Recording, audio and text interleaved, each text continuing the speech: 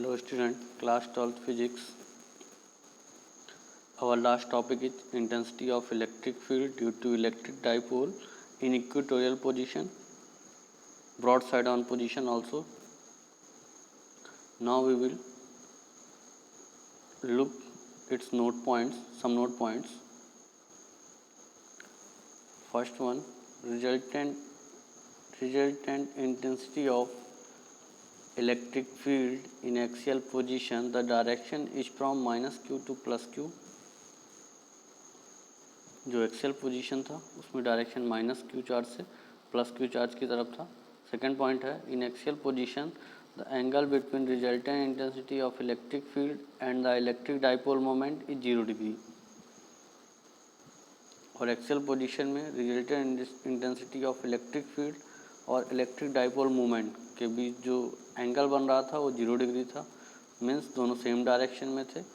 और ये डायग्राम में भी शोन हो रहा है, दोनों सेम डायरेक्शन में है. ये E intensity of electric field E और पी.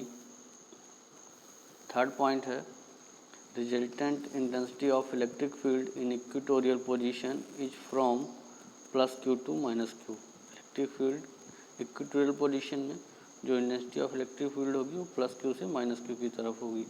फोर्थ पॉइंट है, in equatorial position of angle between E and P is 180 degree. Equatorial position में ई और पी के बीच में means intensity of electric field and electric dipole moment के बीच जो एंगल होगा वो 180 डिग्री का होगा इक्वेटोरियल पोजीशन में, और वहाँ पर 0 डिग्री था एक्सियल पोजीशन में.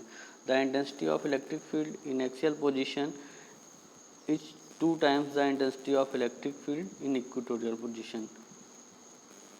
एक्सियल पोजीशन में जस्ट डबल होगा as compare to equatorial position. कुछ और नोट पॉइंट हैं. फर्स्ट वन है, Q1 Q2 is greater than 0. ऐसी कंडीशन में फोर्स कैसा होगा?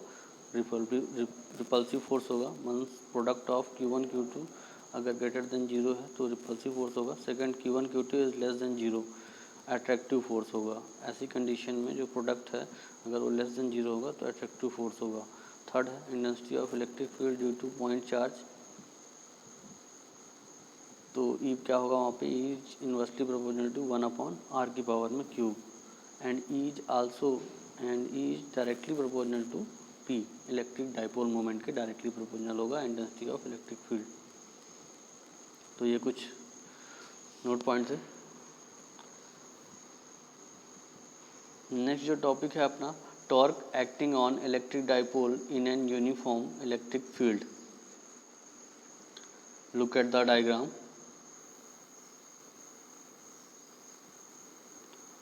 फोर्स जो है QE और consider N electric dipole AB consisting of charge -q and +q which is separated by length 2l.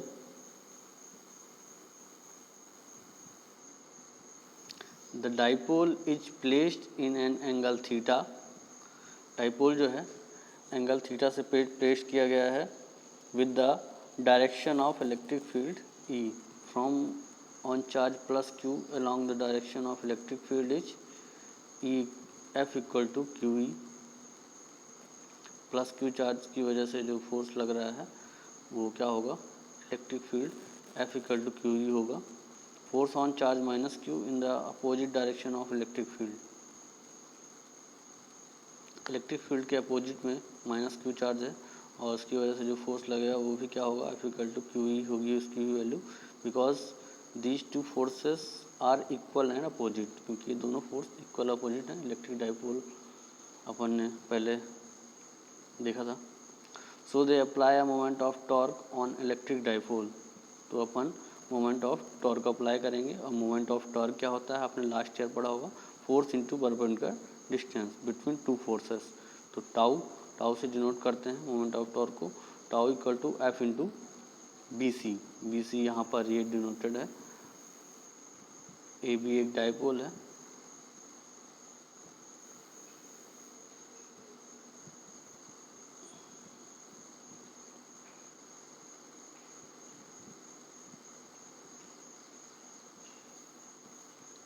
A point है इधर की तरफ और ये ऊपर की तरफ कौन सा पॉइंट है, बी पॉइंट है। तो और डाइपोल जो है इस पोजीशन में है, ओके। और बी सी ये है, ये यहाँ पर सी है, ये सब डॉट डॉट से है, तो समझ लेंगे। डायग्राम आपको बुक में भी मिल जाएंगे, हर जगह मिल जाएंगे। टाउ इक्वल टू एफ की वैल्यू रख देंगे, एफ की वैल्यू है Q E into B C. Now move on next page. Tau equal to क्या हो जाएगा, Q into 2L sine theta. Triangle A B C simple सा ट्रिग्नोमेट्रिक यूज किया गया है। B C upon 2L equal to sine theta होगा, तो यहाँ पर वैल्यू पुट कर दी गई है। 2L की वैल्यू क्या हो जाएगी, बी सी की वैल्यू क्या हो जाएगी, 2L साइन थीटा, उसको पुट कर दिया गया है। और फिर नेक्स्ट स्टेप में 2QL को अलग लिख लिया गया है, क्योंकि 2QL जो होता है वो P होता है, तो फाइनली उसकी वैल्यू P पुट कर दी गई है नेक्स्ट स्टेप में, E into sine theta.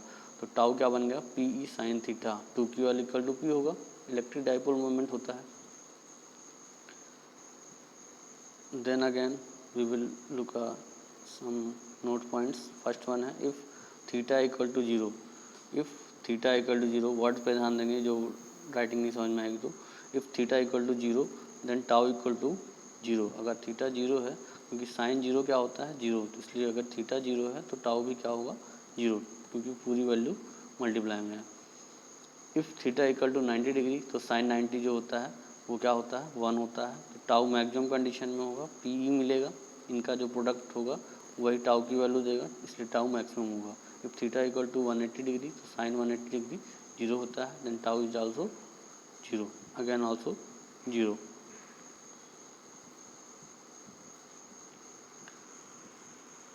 Now move on, next topic.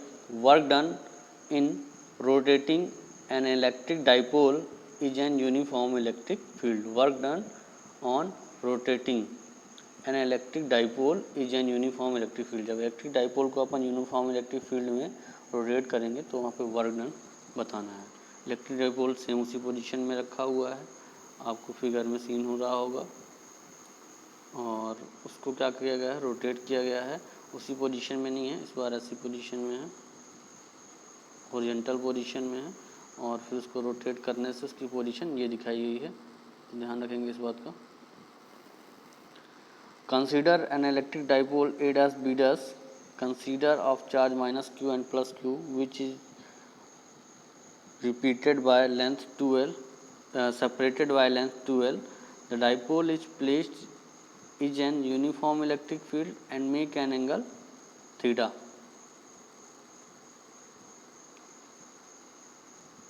Electric field same ये इस डायरेक्शन में है, लाइनें दिखाई गई हैं। Now move on next page.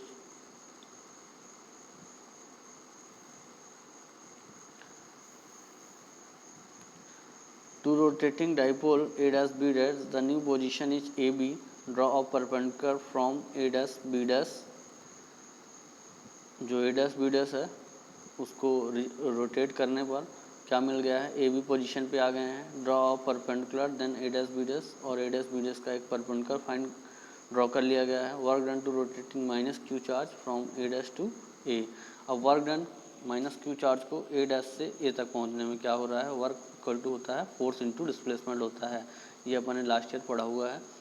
तो W1 क्या निकाल के आ जाएगा, फोर्स F इंटू, और डिस्प्लेसमेंट क्या हुआ है, AC, A टू C हुआ है, क्योंकि परपेंडिकुलर डिस्टेंस होती है, डिस्प्लेसमेंट परपेंडिकुलर होता है, तो इसलिए अपन AC साइड को लेंगे, इसकी AC साइड को ही लेंगे।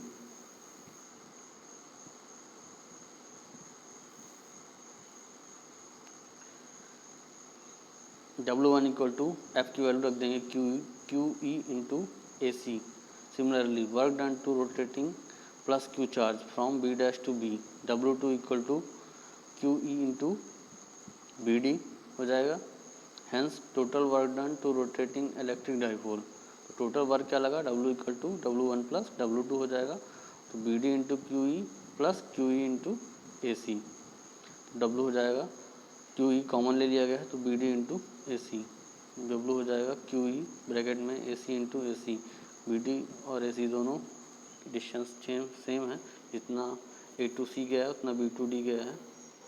From figure A C equal to V D, W equal to Q U into 2AC हो जाएगा, तो W equal to 2QE into AC।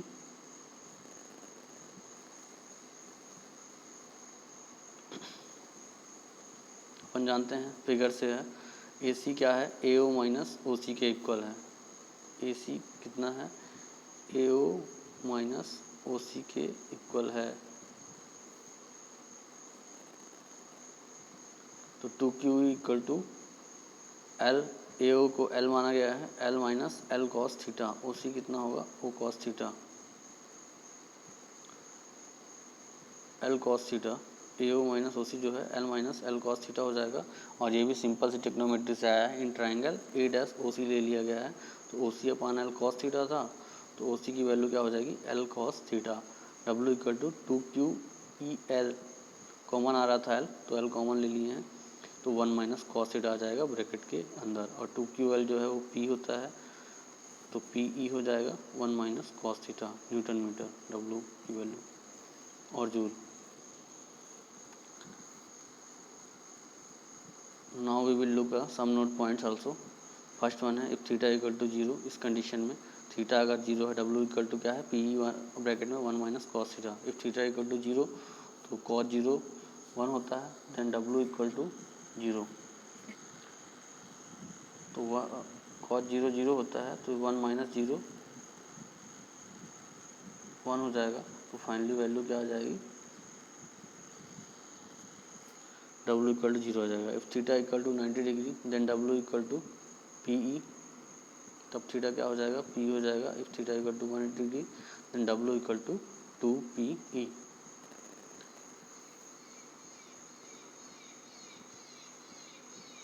Next topic, potential energy of an electric dipole in an uniform electric field, we will discuss in next video.